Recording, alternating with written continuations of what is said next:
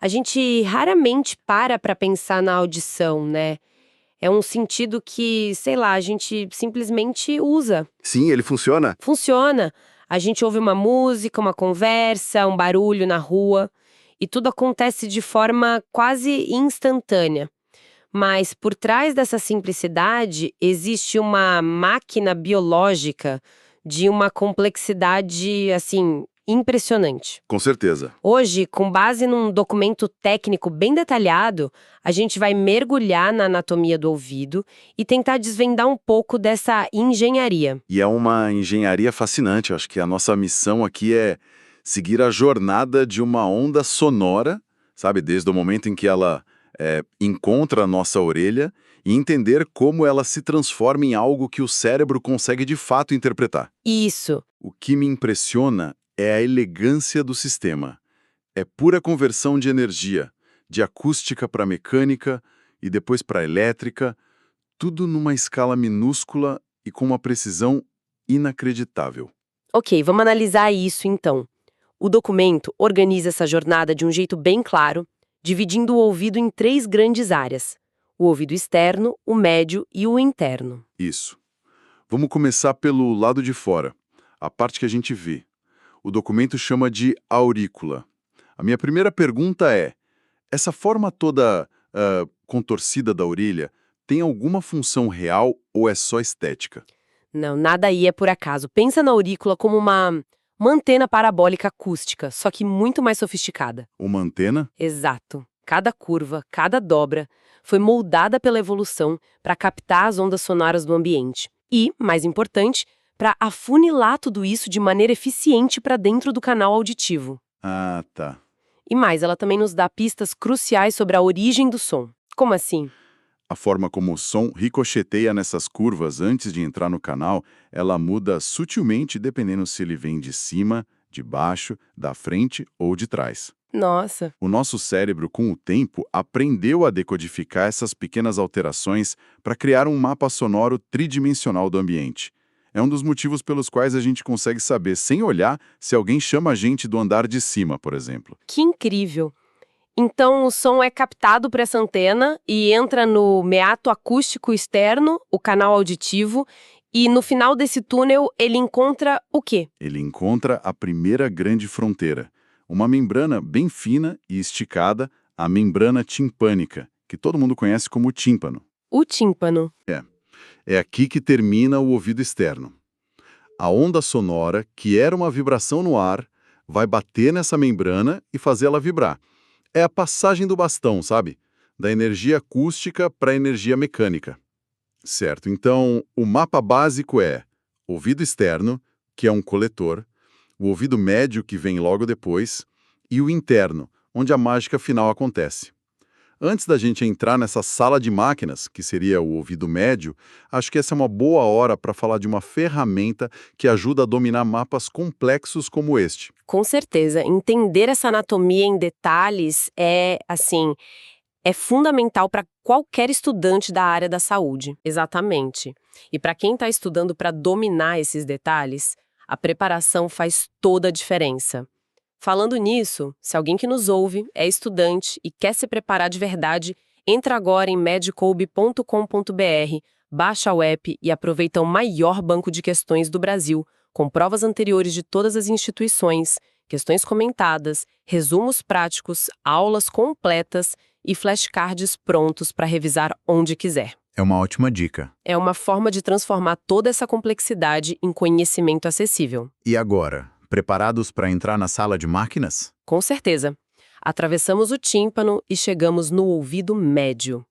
O documento diz que essa área é uma pequena cavidade cheia de ar, Isso. mas com componentes cruciais. Só que aqui me surge um problema de física. O som, até agora, era uma vibração no ar. Mas o documento diz que o ouvido interno, a próxima etapa, é cheio de líquido. Exato. E qualquer um que já tentou gritar para alguém debaixo d'água numa piscina sabe que o som não passa muito bem do ar para a água. Como que o corpo resolveu esse problema? Essa pergunta de $1 milhão.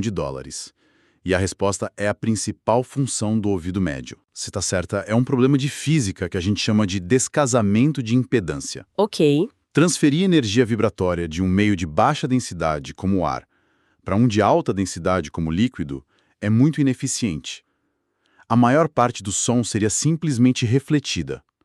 A nossa audição seria péssima. A solução da natureza foi criar um sistema de alavancas mecânicas. Para amplificar a força do som? Exatamente, para amplificar a força. E essas alavancas são os famosos ossículos, os menores ossos do corpo humano. Certo, os ossículos. Isso. São 3 e o documento nos dá um mnemônico útil para lembrar a ordem. M-I-S. O M é de martelo, ele está fisicamente conectado do lado de dentro do tímpano. Quando o tímpano vibra, o martelo se move junto, tipo o cabo de um tambor. Ok, faz sentido. E o I? O I é de bigorna. É o osso do meio, que se articula com o martelo. Ele funciona como o segundo elo de uma corrente, sabe? Recebe o movimento do martelo e passa para frente. Tá. E por fim, o S é de estribo. Ele realmente parece um estribo de sela e é o último e o menor dos 3. A base do estribo, a parte chata dele, se encaixa perfeitamente em outra membrana, uma espécie de janela chamada janela oval. E essa janela é a porta de entrada para o ouvido interno, que é... cheio de líquido. Então deixa eu ver se eu entendi o mecanismo. A vibração do tímpano, que tem uma área relativamente grande, é concentrada através dessa cadeia de ossos numa área muito menor que a base do estribo.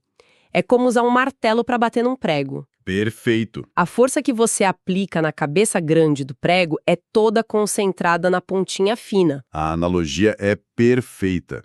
O sistema de ossículos funciona como um amplificador de pressão. Ele concentra a energia e a transforma num pistão muito mais poderoso na janela oval. Essa força é o que consegue vencer a resistência do líquido do ouvido interno e colocar esse líquido para se mover. É uma solução mecânica, assim, elegantíssima. É um sistema incrivelmente preciso, o que me faz pensar o que acontece quando essa máquina perfeita quebra. O documento dá algum exemplo de quando ela precisa de um conserto? Sim, ele aborda uma das situações clínicas mais comuns, especialmente em crianças: as infecções de ouvido recorrentes. Tecnicamente, a otite média. Ah, sim, aquelas que dão muita dor, às vezes febre. O que exatamente dá errado ali no ouvido médio? Nessas infecções, a cavidade do ouvido médio, que deveria estar cheia só de ar, começa a acumular fluido, ou até pus. Certo. Esse acúmulo gera 2 grandes problemas. Primeiro, causa uma pressão muito dolorosa contra o tímpano, e segundo, o líquido abafa tudo. O tímpano e os ossículos ficam imersos nesse fluido e não conseguem mais vibrar livremente. O resultado é uma perda de audição temporária. E qual é a solução para isso? O documento menciona um procedimento chamado timpanostomia. Exato. De forma bem simples, é a inserção de um minúsculo tubo de ventilação, às vezes chamado de grommet, através do tímpano. O cirurgião faz uma pequena incisão e encaixa esse tubinho ali. Então ele cria uma passagem, uma espécie de porta dos fundos temporária entre o ouvido médio e o canal auditivo externo. Qual é a vantagem disso? São várias. Primeiro, a mais óbvia, a drenagem. O tubo permite que todo aquele fluido acumulado escorra para fora. Isso alivia a pressão e a dor quase que imediatamente. E a audição melhora, imagino. Muito, porque os ossículos voltam a operar no ar como deveriam. Mas o documento destaca um terceiro benefício que é crucial. Que seria a administração direta de medicamentos. Com o tubo no lugar, é possível pingar gotas de antibiótico no canal do ouvido. O remédio passa pelo tubo e chega exatamente onde a infecção está. É um tratamento local muito mais eficaz do que depender só de antibióticos orais. Uma solução pequena para um problema gigantesco. Mas a complexidade dessa sala de máquinas não para por aí. Eu li no material algo que me surpreendeu. Existem músculos aí dentro, no ouvido médio. Sim. Por mais incrível que pareça, existem 2 músculos minúsculos, mas com uma função protetora vital. São o tensor do tímpano, que se liga ao martelo, e o estapédio, que se liga ao estribo. Músculos ligados aos ossículos. Mas para quê? Eles não precisam de força para se mover, já que a vibração do som faz isso? Aí que tá. Eles não servem para mover os ossos, mas sim para impedir que eles se movam demais. Ah, Eles funcionam como um sistema de controle de volume automático. Pensa que você está num ambiente silencioso e, de repente, um prato de metal cai no chão do seu lado. Esse som extremamente alto poderia danificar as estruturas do ouvido interno. Certo. Numa fração de segundo, como reflexo, esses dois músculos se contraem. Ao se contraírem, eles enrijecem toda a cadeia de ossículos. O tensor do tímpano puxa o tímpano para dentro e o estapédio puxa o estribo. O efeito combinado é que a cadeia óssea fica muito menos eficiente para transmitir a vibração. É como um compressor de áudio num estúdio de gravação. Exatamente. Ele abaixa o volume automaticamente quando o sinal fica alto demais para não estourar o equipamento. Essa é a melhor analogia. É um reflexo de compressão biológico para proteger as células sensoriais do ouvido interno contra danos por ruído excessivo. Então, o que acontece se esse sistema de proteção falha? Se por algum motivo um desses músculos minúsculos fica paralisado? O resultado é uma condição chamada hiperacusia. Sem a capacidade de atenuar sons altos, a pessoa desenvolve uma sensibilidade extrema a ruídos. Sons do dia a dia, tipo talheres batendo, uma porta, o trânsito. Coisas normais. Coisas normais, que para a maioria das pessoas são ok, podem se tornar insuportavelmente altos, desconfortáveis ou até dolorosos.